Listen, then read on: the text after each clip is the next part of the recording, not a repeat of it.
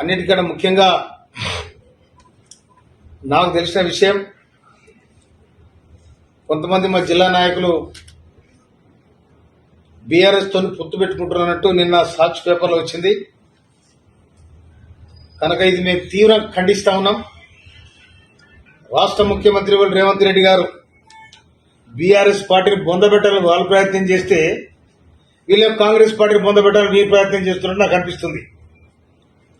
అందుకోసమనే ఈ అపవిత్రమైన పొత్తును విరమించుకోవాలని నేను డిమాండ్ చేస్తా ఉన్నాను. నేను ముఖ్యంగా గౌరవ బీర్లైల ఎమ్మెల్యే శాసనసభ్యులు, ప్రభుత్వ విప్పు, వారి నియోజకవర్గంలో 130 ఓట్లుంటాయి. దాదాపుగా మెజారిటీ ఓట్లు మీకే ఉన్నాయి. గెలుపు ఓటములు మీ చేతిలో ఉన్నాయి. కనుక దీనికి పూర్తి బాధ్యత ఆలయ నియోజకవర్గం వహించాల్సి వస్తుందని కూడా నేను మనవి చేస్తా ఉన్నాను. అదేవిధంగా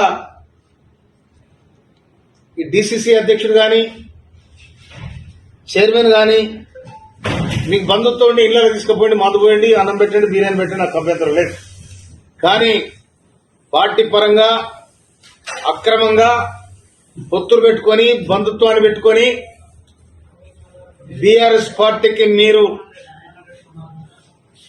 మద్దతు ఇస్తే రాజకీయ వ్యభిచారం చేసేట మీరు మీ వ్యక్తిగతంగా. కనుక ఏ వ్యభిచారం చేస్తారో అది మీ సొంతం చేసుకోండి. కానీ నా నియోజకవర్గానికి సంబంధించిన వ్యక్తికి, బీఆర్ఎస్ వ్యక్తికి మీరు కాంగ్రెస్ ఓట్లేపించి గెలిపించాలని అనైతికమైన పొత్తు పెట్టుకొని, మీకు ఏ పార్టీ ఆదేశం ఇచ్చింది? మీకు అధికారం ఎక్కడిది? డీసీసీ నుంచి ఏమైనా ఆదేశాలు ఉన్నాయా? నువ్వు డీసీసీ అధ్యక్షుడు ఉండి చేసే జంగిల్ పని ఇదేనా? ఎవరి మీద కొట్లాడుతున్నాం? ఎవరి మీద కొట్లాడి రాజ్యాధికారానికి వచ్చినాం? ఎవరితో ఫైట్ చేసినాం?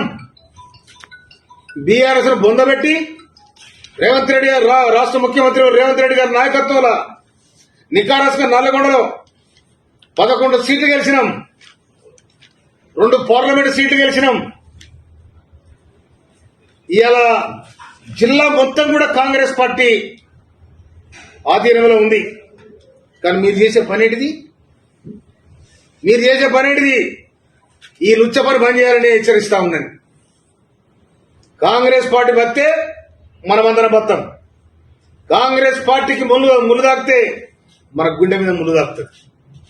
ఖబర్దారని హెచ్చరిస్తా ఉన్నాం. అదే క్రమంలో విప్పుగా ఉన్న గౌరవ బీర్లైలయ్య గారు మొత్తం చైర్మన్ నీ నియోజకవర్గానికి ఉన్నాడు.